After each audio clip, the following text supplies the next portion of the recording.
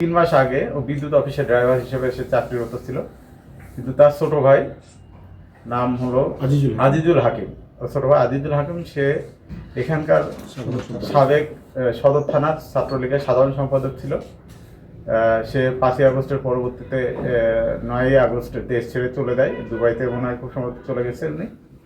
এর কারণেই তার নাকি ওখান থেকে, যেহেতু তার ছোটো ভাই একটা রাজনৈতিক দলের সাথে সম্পৃক্ত ছিল, এ কারণে তাকে নাকি চাকরি থেকে বের করে দেওয়া হয়।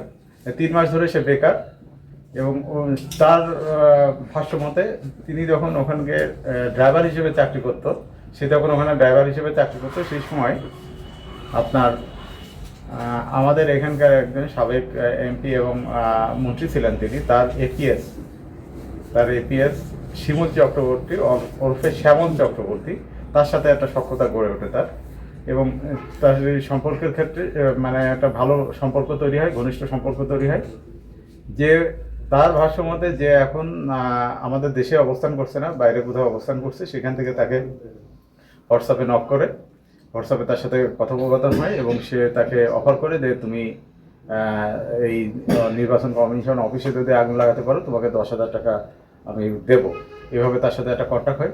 সে যেহেতু বেকার, সেই কন্ট্রাক্টটা লুফে নেয় এবং সে ওই দিন 12 তারিখে বিকালে যে নির্বাচন অফিস রেকি করে আসে, রেকি করার পরে সে 12 তারিখ দিবাগত রাত, ডিসেম্বর 12 তারিখে আমাদের এখানে জেলা নির্বাচন কমিশন অফিসে একটা আগুনের ঘটনা ঘটে। সেই ঘটনার পরিপ্রেক্ষিতে সদর থানায় মামলা হয় পরের দিন 13 তারিখে।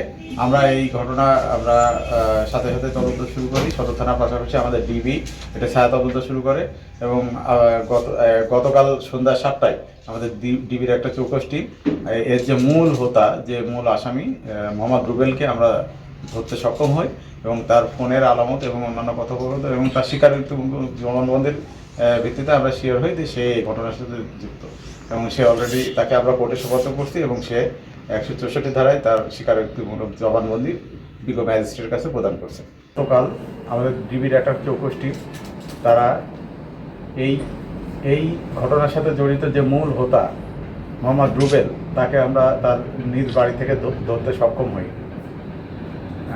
আপনারা জানেন যে আমরা এটা আসলে গতকাল আমরা তাকে ধরছি গতকাল, কিন্তু আমাদের অনেক কিছু, যেহেতু এটা একটা তদন্তাধীন বিষয়, অনেক কিছু আমাদের মেলানো লাগে, সাক্ষ্য প্রমাণ অনেক কিছু মেলানো লাগে। এই কারণে আমরা আজকে পর্যন্ত ওয়েট করছি আপনাদের জানানোর জন্য। আমরা যখন একদম শিওর হয়েছি, 100% শিওর হয়েছি যে হ্যাঁ সেই ব্যক্তি যাকে আমরা খুঁজতেছি এবং যে ঘটনার সাথে জড়িত, তখনই আপনাদেরকে আসলে এখানে ডাকা হয়েছে এবং এটা জানানোর জন্য আপনাকে ডাকা হয়েছে।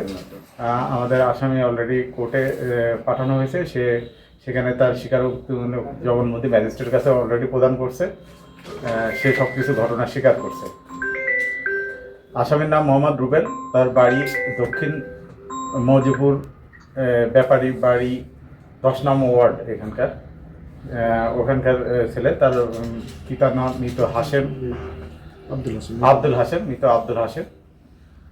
ওনার জিজ্ঞাসাবাদে ওর কাছ থেকে আমরা যেটা জানতে পারছি সেটা হলো, ও 3 মাস আগে ও বিদ্যুৎ অফিসে ড্রাইভার হিসেবে সে চাকরিরত ছিল, কিন্তু তার ছোট ভাই নাম হলো আজিজুল হাকিম। ছোট ভাই আজিজুল হাকিম সে এখানকার সাবেক সদর থানার ছাত্রলীগের সাধারণ সম্পাদক ছিল। সে 5ই আগস্টের পরবর্তীতে 9ই আগস্ট দেশ ছেড়ে চলে যায়, দুবাইতে মনে হয় খুব সম্ভবত চলে গেছে উনি। এর কারণেই তার নাকি ওখান থেকে, যেহেতু তার ছোটো ভাই একটা রাজনৈতিক দলের সাথে সম্পৃক্ত ছিল, এ কারণে তাকে নাকি চাকরি থেকে বের করে দেওয়া হয়। 3 মাস ধরে সে বেকার, এবং তার ভাষ্য মতে তিনি যখন ওখানকে ড্রাইভার হিসেবে চাকরি করতো, সে যখন ওখানে ড্রাইভার হিসেবে চাকরি করতো সেই সময় আপনার আমাদের এখানকার একজন সাবেক এমপি এবং মন্ত্রী ছিলেন তিনি, তার এপিএস শিমুল চক্রবর্তী ওরফে শ্যামল চক্রবর্তী, তার সাথে একটা সখ্যতা গড়ে ওঠে তার, এবং তার সম্পর্কের ক্ষেত্রে মানে একটা ভালো সম্পর্ক তৈরি হয়, ঘনিষ্ঠ সম্পর্ক তৈরি হয়।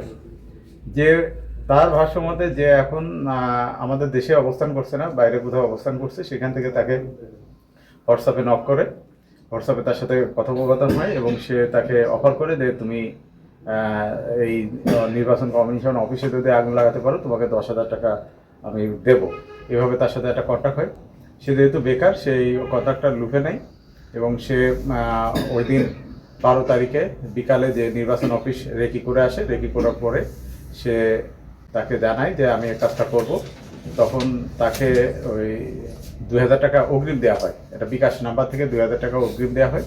দিলে সে ওই দিন রাতে তার বাসা থেকে বের হয়ে সে রহমানিয়া হোটেল থেকে একটা পানির বোতল কিনে পানি খেয়ে ওই পানির বোতলেই সে স্টেডিয়াম এলাকা থেকে একটা খোলা দোকান থেকে, যেখানে খোলা বোতলের পেট্রোল বিক্রি হয়, সেখান থেকে পেট্রোল কেনে এবং কিনে রাত সে ওয়েট করতে থাকে এবং বাসায় অবস্থান করে। তখন বাসায় অবস্থান করে এবং রাত আনুমানিক তার ভাষ্যমতে 3:30টার পরবর্তী সময় সে বাসা থেকে বের হয় এবং মুখে মাস্ক ব্যবহার করে সে তার বাড়ি থেকে মানে 7-8 মিনিটের পথ হবে। সে ওখানে যেয়ে পাঁচিল টপকিয়ে ভিতরে প্রবেশ করে আশেপাশে যখন কাউকে দেখতে না পায়, তো সে নিচে একটা, তার ভাষ্যমতে নিচে যে জানালাটা খোলা ছিল ওই জানালাতে সে পেট্রোল ঢালে এবং সেখানে আগুন ধরিয়ে দেয়। এই আগুন ধরানোর সময় সে নিজেও কিছুটা হয়, তার ডান পাশের দাড়ির কিছু অংশ এবং মুখের কিছু অংশ আগুন লেগে যায়, ওটা অল্প পরিমাণে। এবং সে ওই ঘটনা ঘটানোর সাথে সাথে মোবাইলের ছবি তোলে, যেটা আমরা তার কাছে উদ্ধারকৃত যে মোবাইল, সেই মোবাইলে সে ছবি সহ তাকে পাইছি আমরা। যে সে ছবি তুলছিল 2-3টা ছবি তুলে পরে ওটাতে পাঁচিল টপকায় আবার বের হয়ে আসে। বের হয়ে সে পরবর্তীতে সে যখন জানে যে ওখানে সিসি ক্যামেরা আছে এবং সিসি ক্যামেরায় দেখা গেছে, সে বাড়ি এসে তার সেই যে পরনের যে কাপড় ছিল সেগুলো পুড়িয়ে ফেলে আলামত ধ্বংস করার চেষ্টা করে। পরবর্তীতে সে তার মতো করে আত্মগোপনে চলে দেয়। এই ঘটনার পরবর্তী, যেহেতু এটা চাঞ্চল্যকর ঘটনা, আমরা এটা সর্বোচ্চ দিয়ে আমরা চেষ্টা করছি। বিশেষ করে আমাদের ডিবির একটা চৌকস টিম গতকাল এসআই ফয়েজ এবং SI Nurul Islam, ASI Tangier Ahmed, সাথে কনস্টেবল আবু জাফর, জাকির হোসেন এবং সরোয়ার কামাল, এরা এই টিমটা এটা নিয়ে কাজ করছিল সদর থানার পাশাপাশি। জানেন যে থানাটার আমরা সন্ত্রাস বিরোধী আইনে আমাদের সদর থানায় একটা মামলা হয়, ওই মামলা প্রেক্ষিতে সদর থানায় এটা মূলত তদন্ত করছিল, আর আমাদের ডিবি এটার একটা ছায়া তদন্ত করছিল। আপনারা জানেন যে এখন আসলে সিসি ক্যামেরায় দেখা গেলেই যে আমরা শনাক্ত করে ফেলতে পারি তা না, কারণ তার মুখ ঢাকা ছিল, তাকে আইডেন্টিফাই করা আমাদের জন্য একটু টাফ হয়ে যাচ্ছিল। যে আর এটা এরকম না যে কাউকে দেখালেই সে চিনে ফেললো যে না এই সেই ব্যক্তি, এরকম আসলে হয়নি ঘটনাটা। আমাদের আরও অনেক সাপোর্ট লাগছে এখানে, সোর্স বলেন বা অন্যান্য তথ্য প্রযুক্তি বা অনেক কিছু সহযোগিতায় আমরা আসলে তাকে এই যে ধরতে সক্ষম হয়েছি। এখানে এই সিসি ক্যামেরার ফুটেজ দেখেই আসলে তাকে যে শনাক্ত করছি সেটা নেই, আসলে বিষয়টা ওরকম না। আমরা পরে মিলাইছি যে আসলে এই যে ব্যক্তিকে ধরা হয়েছে এই ব্যক্তির সাথে চেহারা মিল আছে কিনা বা অন্যান্য তার মোবাইল ডকুমেন্টস অন্যান্য বিষয় সব কিছু মিলাই আমরা এখন শিওর হয়েছি যে না এই সেই ব্যক্তি যাকে আমরা খুঁজতেছি, এবং সে নিজে এই স্বীকারোক্তি জবানবন্দি কোর্টে দিয়েছেন, ইতিমধ্যে কোর্টে দিয়েছেন।